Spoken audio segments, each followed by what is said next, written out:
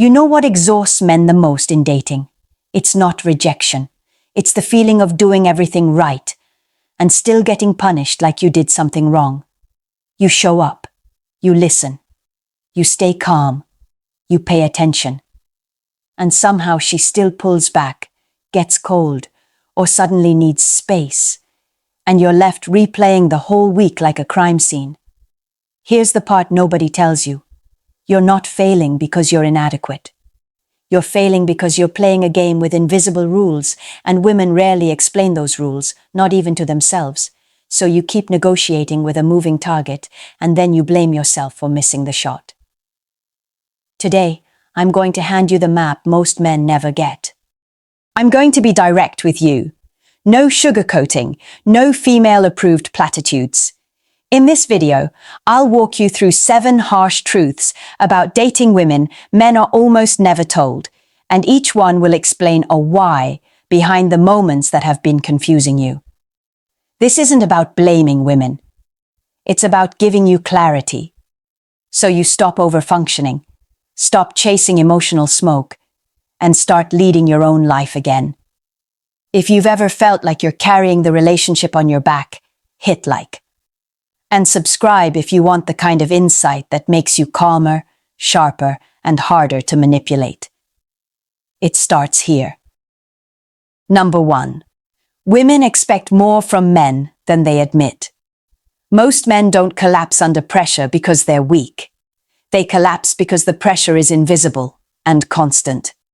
In modern dating, you're expected to be many things at the same time, without ever appearing strained by it. You're supposed to be emotionally grounded, but never emotionally needy. Confident, but never arrogant. Supportive, but not passive. Exciting, but stable. Protective, but gentle. Ambitious, but always available. And when you manage to juggle all of that, it rarely gets labeled as exceptional. It gets treated as baseline. That's the first harsh truth. A lot of what women expect from men isn't consciously negotiated. It's assumed. It lives in the background as an unspoken standard of what a good man should already be. Not because women are malicious or entitled, but because those expectations have been normalized to the point where they're invisible, even to the person holding them. From the outside, it looks like you're just trying harder and harder to get back to zero. You show up consistently. You regulate your emotions. You lead when things feel uncertain. You stay calm when she's overwhelmed. And still, there's this quiet sense that it's never quite enough. That something is always missing, even if no one can clearly name what it is. That's where a lot of men start to internalize the wrong conclusion. They assume the solution is self-improvement without end. More patience, more understanding, more giving, more proving. And without realizing it, they begin chasing a moving target, one that was never fully defined in the first place. The problem isn't that expectations exist. Every relationship has them. The problem is that when expectations are unspoken, the man is the one who pays the price. He takes on responsibility without authority. He carries weight without acknowledgement. And over time, that creates quiet resentment, exhaustion, and self-doubt. Here's the shift that matters. When you don't understand the expectations operating beneath the surface, you lose leverage. Not because you're doing something wrong, but because you're reacting to standards you never agreed to. Clarity is what restores control. Once you see the pattern, you stop blaming yourself for not being enough, and you start choosing how much you're actually willing to carry. Number 2. Women test men, even when they don't realize it. This is where a lot of men start to feel like they're losing their footing. One day things feel solid, connected, easy. The next, you're dealing with strange questions, subtle comparisons, or situations that feel oddly loaded. Nothing overt. Nothing you can point to and say, that was clearly a test. And yet, everything suddenly feels like it matters more than it should. Here's the truth most men never hear. Testing isn't always intentional. In many cases, it isn't manipulation. It's uncertainty trying to resolve itself. At a deeper level, these tests are about safety, emotional safety, relational safety. The question underneath the behavior isn't, can I control you? It's, can I trust you when I don't feel secure? Women test to see how steady you are under pressure, how you respond when plans change, whether your tone shifts when they pull back slightly, whether your confidence collapses when things stop feeling smooth. The tests show up in small, deniable ways. Hypothetical questions that don't have a right answer. Casual comments that compare you to someone else. Situations that introduce ambiguity just to see how you'll handle it. Not because she wants drama, but because she wants information. Information about who you are when there's friction. Where men get trapped is here. They assume every test must be passed. That the goal is to say the right thing, act the right way, prove stability at all costs. So they over-explain, they over-adjust, they start performing instead of standing still. And the more they try to pass, the more reactive they become. That's when clarity disappears. The most important insight is this. A test is rarely a judgment of your worth. It's a reflection of her fear. Fear of abandonment. Fear of being wrong about you. Fear of getting attached to something unstable. When you take tests personally, you hand over control. You start negotiating with anxiety instead of holding your ground. Strength in these moments doesn't look like perfection. It looks like consistency. Not reacting defensively. Not scrambling to reassure. Not collapsing into approval seeking. You let your behavior speak without trying to manage the outcome. When you stop seeing tests as traps and start seeing them as signals, everything shifts. You no longer feel confused. You understand what's being asked, and more importantly, you decide how you're willing to respond. Number 3. What men call female chaos is often fear and shame trying to escape the body. When men talk about chaos, they usually mean emotional swings that seem sudden, disproportionate, or illogical. One moment she's warm and connected, the next she's overwhelmed, reactive, or pulling you into drama that feels unnecessary. From the outside, it can look like instability, like conflict for the sake of conflict. But that surface behavior is rarely the real story. Underneath what men label as chaos, there's often a very specific internal struggle happening. Fear of not being enough. Fear of being too much. Shame around needing reassurance, closeness, or clarity. These emotions don't sit quietly. They look for an exit. And when they don't get processed internally, they leak out through behavior. This is one of the biggest mismatches between how men and women experience emotional stress. Men are conditioned to contain it, to compress it, to deal with it internally and show very little on the outside. Women, more often, experience emotions somatically. The internal conflict becomes external expression. Not because they want attention, but because the body is trying to regulate something that feels overwhelming. So when you see emotional intensity, what you're often witnessing is not manipulation, but a woman wrestling with competing impulses. Wanting closeness, but fearing vulnerability. Wanting to trust, but fearing disappointment. Wanting to speak up, but fearing rejection. That internal tug-of-war can look chaotic when it finally spills over. Here's the critical distinction men need to make. Understanding this does not mean tolerating everything. Compassion is not the same as submission. Seeing the source of the behavior helps you read the situation accurately, but it does not obligate you to absorb unlimited emotional volatility. This is where many men lose their footing. They either dismiss her emotions entirely, which escalates the chaos, or they over-engage, trying to fix what isn't actually theirs to fix. Both reactions pull you off center. The grounded response is different. You don't mock the emotion. You don't chase it either. You stay steady.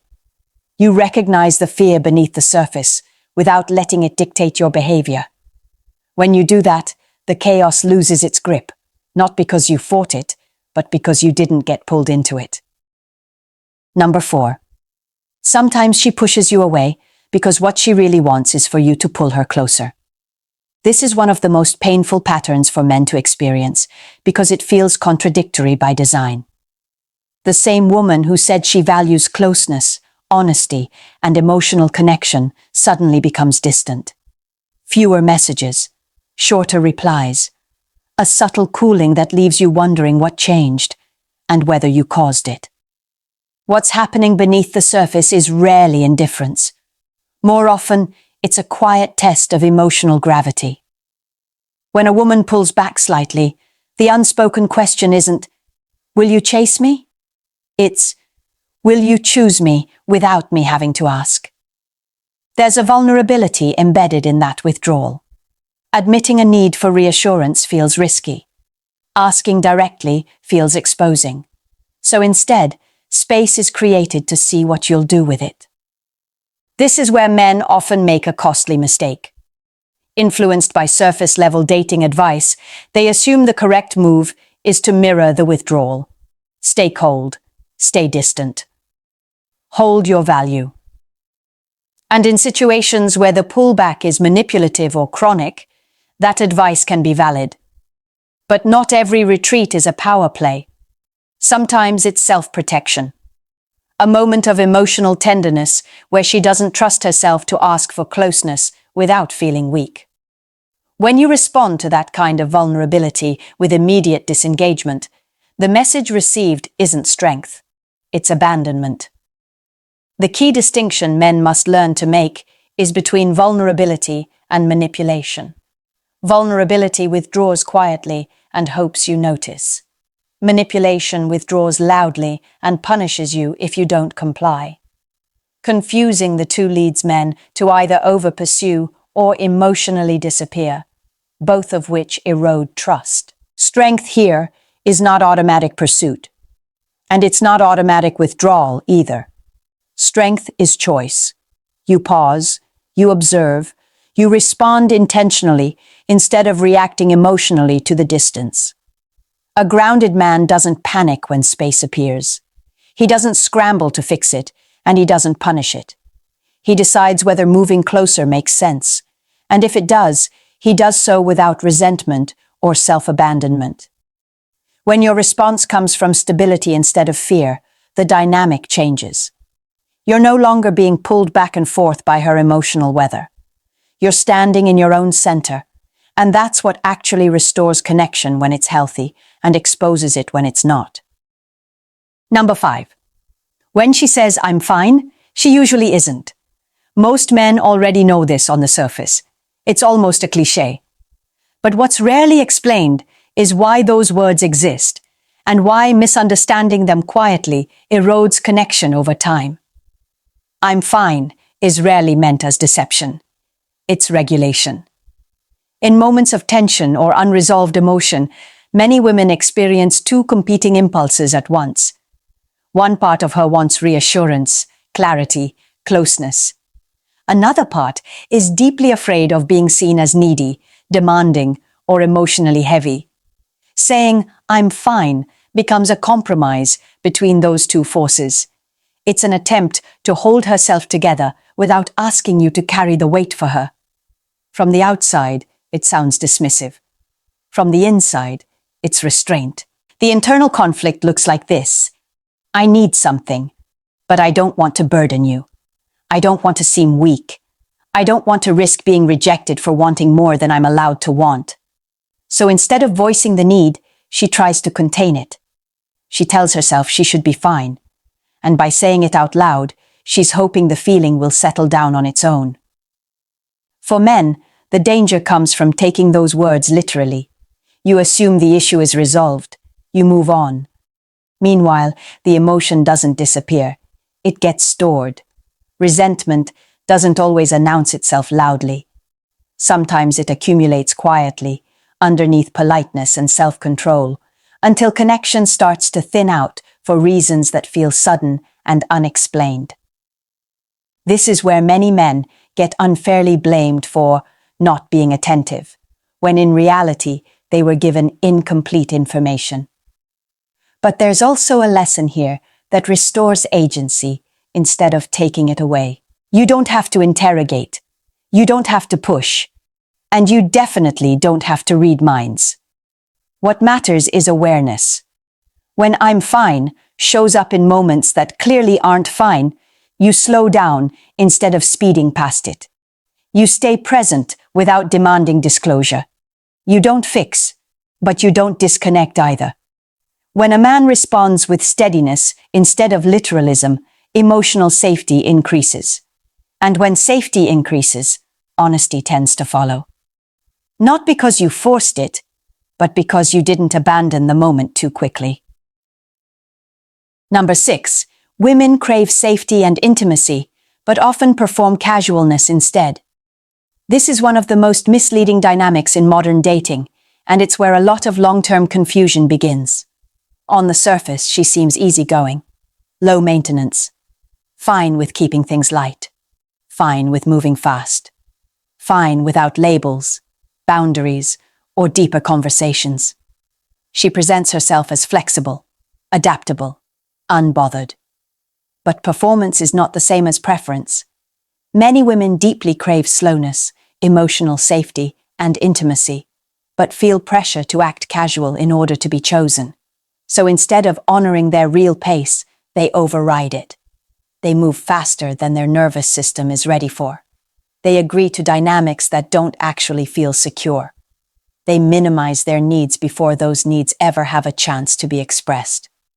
This is what people often call the cool girl. Not a personality type, but a survival strategy. The motivation underneath it is fear. Fear of being replaced. Fear of being seen as demanding. Fear that if she asks for too much, you'll quietly pull away and find someone easier. So she gives you what she thinks you want, even when it costs her alignment with herself.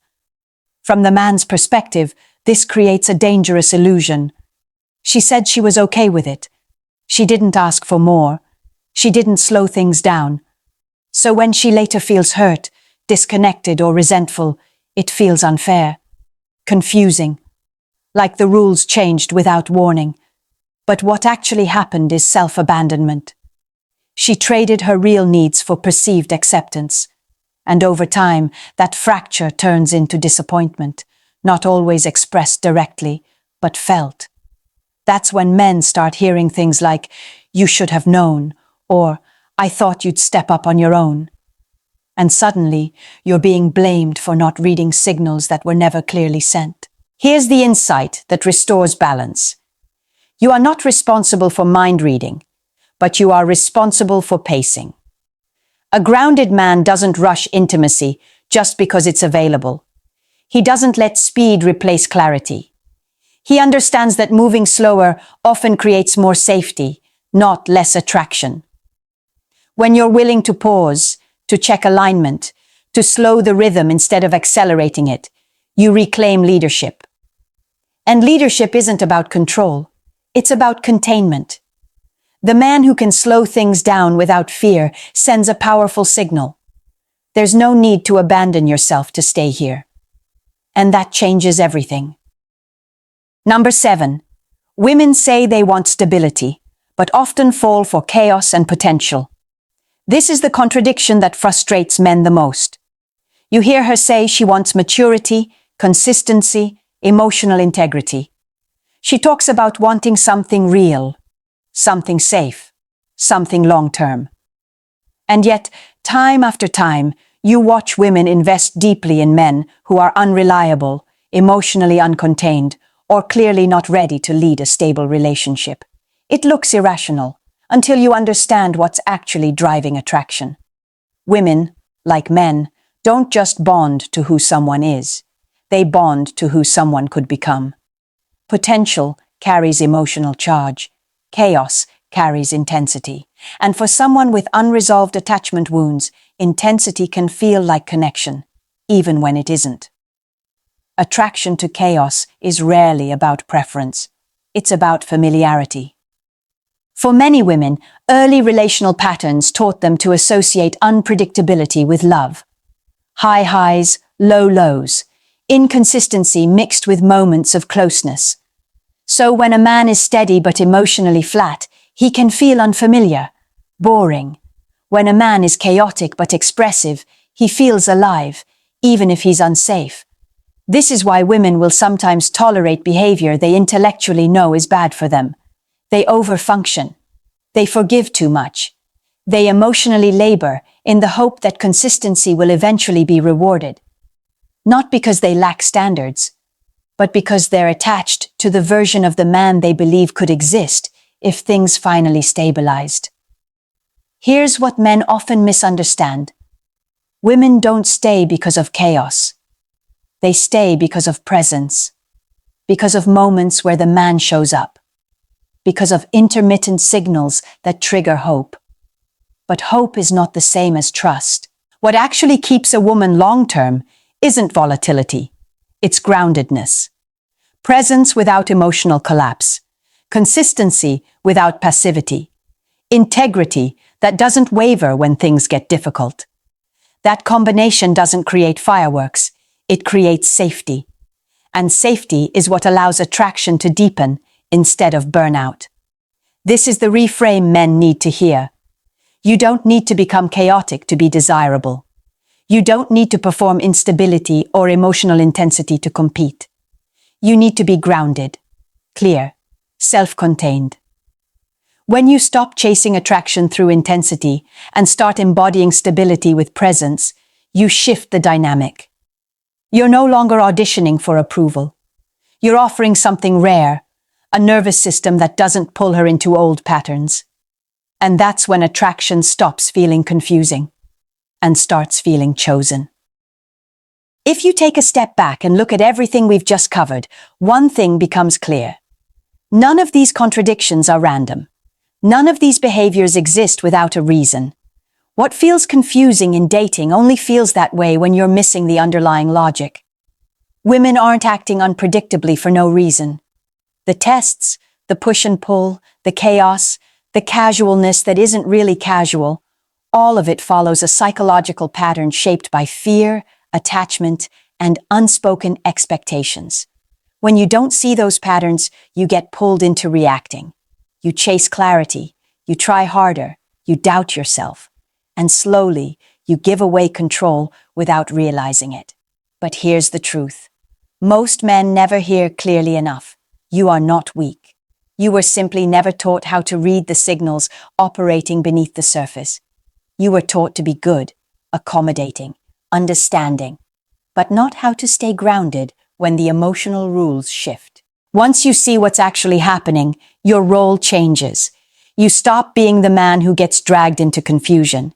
You become the man who observes, who chooses his responses, who understands when to move closer, when to slow down, and when to step back entirely.